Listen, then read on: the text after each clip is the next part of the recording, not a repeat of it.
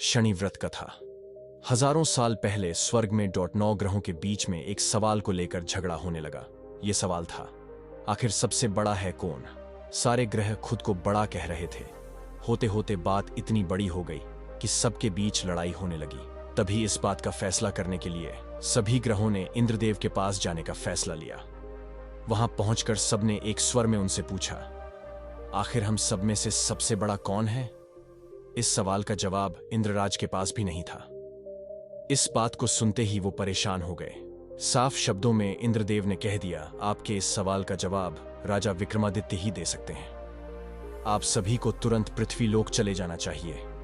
सबने इंद्रदेव की बात मान ली और सभी एक साथ उज्जैन पहुंच गए। वहां पहुंचकर सारे 9 ग्रहों ने इंद्रदेव से पूछा गया सवाल इस बार राजा विक्रमादित्य से किया।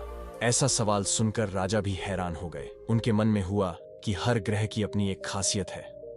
हर कोई किसी धातु का देव कहलाता है और सबकी शक्ति अलग अलग व प्रभावी है। अगर किसी को बड़ा और किसी को छोटा कह दिया तो बड़ी मुश्किल हो सकती है। सोचते सोचते विक्रमादित्य के दिमाग में एक तरकीब आई। उन्होंने सभी ग्रहों को आसन बनवाकर लगा दिया। हर धातु के गुण के हिसाब से आसन लगाए गए, जैसे कि सोना, चांदी, कांसा, तामा, सीसा, रांगा, जस्ता, अभ्रक और लोहा। अब इन आसनों में उनके स्वामी को बैठने के लिए कहा।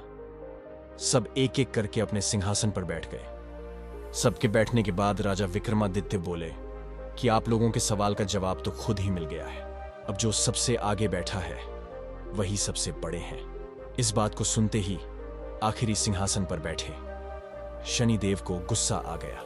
गुस्से में शनि ने विक्रमादित्य से कहा, तुमने मुझे सबसे पीछे बैठाकर मेरा अपमान किया है।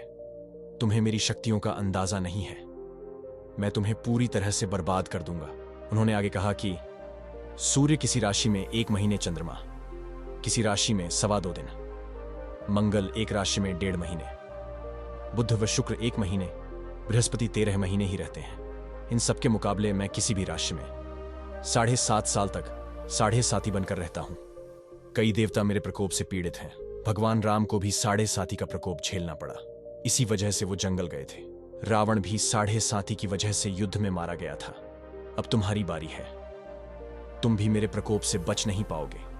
ये सब देखकर अन्य ग्रहों के देवता चले गए और शनिदेव भी नाराज होते हुए आगे निकल गए। इतना सब होने के बाद विक्रमादित्य परेशान थे, लेकिन वो पहले की तरह ही अपनी जनता के लिए न्याय करते रहे। होते होते वो आनंद से अपना जीवन जीने लगे। पर शनिदेव अपना अपमान बिल्कुल भी नहीं भूले थे। बदला लेने के मन से एक दिन शनिदेव घोड़ा व्यापारी के रूप में उज्जैन पहुंचे। वहां पहुंचते ही उन्होंने खबर फैला दी कि उनके पास खूब तेज दौड़ने वाले घोड़े हैं। इस खबर के मिलते ही राजा ने घोड़े का ख्याल रखने वाले अश्वपाल को कहा कि जाओ उससे घोड़ा खरीद कर ले आओ। वो गया और देखा कि घोड़े काफी कीमती हैं। फिर विक्रमादित्य खुद गए और एक ताकतवर घोड़ा पसंद कर लिया। उसके बाद घोड़े की गति को देखने के लिए विक्रमादित्य उस घोड़े पर सवार होने लगे। तभी घोड़ा हवा में तेजी से दौड़ा और राजा को जंगल ले जाकर छोड़ दिया। जंगल से राजा अपने नगर वापस आने का रास्ता ढूंढने लगे। उन्होंने कई घंटों तक रास्ता ढूंढा, लेकिन उन्हें रास्ता नहीं मिला और वो भूख प्यास से तड़पने लगे। कुछ ही देर में उन्हें एक चरवाहा दिखा। उससे राजा ने पानी मांगकर पी लिया और पानी के बदले में उसे अपनी सोने की अंगूठी दे दी। उसके बाद राजा रास्ता पूछते हुए एक नगर पहुंचे। वहां सामने ही राजा को एक सेठ की दुकान दिखी। वो कुछ देर के लिए वहां बैठकर उस सेठ से बातें करने लगे। उसी वक्त सेठ की दुकान की चीजें बहुत तेजी से बिकने लगी। सेठ को लगा कि राजा उसके लिए भाग्यशाली है, इसलिए वो उन्हें अपने घर खाना खिलाने के लिए ले गया। घर पहुंचकर सेठ कुछ देर के लिए राजा को एक कमरे में छोड़कर बाहर गया। वहां राजा ने एक खूंटी पर हीरे का हार लटका हुआ देखा। तभी 1 घंटी बजी और देखते ही देखते खूंटी ने उस हार को निगल लिया। ये सब देखने के बाद राजा बड़ा हैरान हुए। कुछ देर बाद सेठ वहां आया तो उसे वो हार नहीं दिखा। तभी उसे विक्रमादित्य पर हार चोरी करने का शक हुआ। सेठ ने इसकी शिकायत उस नगर के राजा को कर दी। सैनिक विक्रमादित्य को जंजीर में जकड़कर उस राज्य के राजा के पास लेकर गए। राजा ने विक्रमादित्य से पूछा, वो हार कहाँ है? उन्होंने जवाब दिया, उसे वहां की खूंटी निगल गई जिसमें वो हार टंगा हुआ था। इस बात को सुनते ही राजा गुस्से से लाल हो गए। राजा जवाब से संतुष्ट नहीं थे, इसलिए विक्रमादित्य को हीरे के हार का चोर घोषित करते हुए हाथ पांव काटने की सजा सुना दी। सैनिकों ने राजा का आदेश मानते हुए विक्रमादित्य के हाथ पांव काटकर उसे रास्ते पर यूं ही छोड़ दिया। सड़क पर इस तरह से पड़े हुए विक्रमादित्य को कई दिन हो गए थे।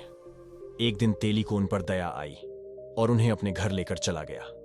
उन्हें बैल हाँकने वाले कोल्हू की जगह काम दिया। अब विक्रमादित्य रोज बैलों को आवाज देकर उन्हें हाँकते थे। रोज बैलों को हाँकने का काम करने पर विक्रमादित्य को बदले में खाना मिलता था। इसी तरह होते होते 7.5 साल बीत गए। 7.5 साल बाद जब 7.5 खत्म हुई तो वर्षा ऋतु शुरू हो गई। विक्रमादित्य एक रात बादल और बारिश के राग वाला गाना जोर जोर से गा रहे थे। तभी उस नगर की राजकुमारी पास से ही गुजर रही थी। उसने वो गाना सुना और दासी को कहा कि पता लगाओ वो कौन है। दासी ने ठीक वैसा ही किया। वो कुछ देर बाद लौटकर आई और कहा कि वो एक राजा है जिसे हीरे का हार चुराने की सजा के रूप में अपंग कर दिया गया है। राजकुमारी को उसका बादल बारिश के राग वाला गाना खूब पसंद आया था, इसीलिए उसने अपंग राजा से शादी करने का फैसला लिया। इस बारे में जब राजकुमारी ने अपने माँ बाप को बताया तो उन्होंने इस रिश्ते से इनकार कर दिया।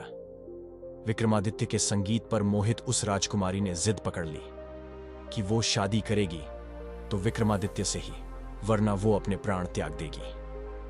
बेटी की जिद के आगे हारकर उन्होंने उसकी शादी विक्रमादित्य से करवा दी। शादी के बाद राजकुमारी भी विक्रमादित्य के साथ तेली के घर चली गई। विवाह की रात को ही विक्रमादित्य के सपने में शनिदेव आए और कहा कि अब तो तुम्हें मेरे प्रकोप का पता चल ही गया होगा। अपने दंड की सजा मैंने तुम्हें इस तरह से दी है। सपने में ही दुखी राजा ने शनिदेव से माफी मांगी और प्रार्थना करते हुए बोले, आपने मुझे जितना दुख दर्द दिया है उतना किसी और को मत देना। विक्रमादित्य की प्रार्थना सुनकर शनिदेव को अच्छा लगा। उन्होंने सपने में ही उन्हें बताया कि जो भी इंसान मेरी पूजा करेगा, मुझ पर ही मन लगाकर ध्यान करेगा, मेरी कथा सुनेगा, वो मेरे प्रकोप से हमेशा बचा रहेगा। साथ ही मैं उनके मनोरथ भी पूरे करूंगा। सपने में ये सब देखते ही विक्रमादित्य की नींद खुल गई और उनके हाथ पांव भी लौट आए। अपंगता से छुटकारा पाकर वो बहुत खुश हुए। उन्होंने मन से शनिदेव को धन्यवाद किया। इसके बाद विक्रमादित्य ने अपनी पत्नी को शनिदेव के प्रकोप की पूरी कहानी सुनाई।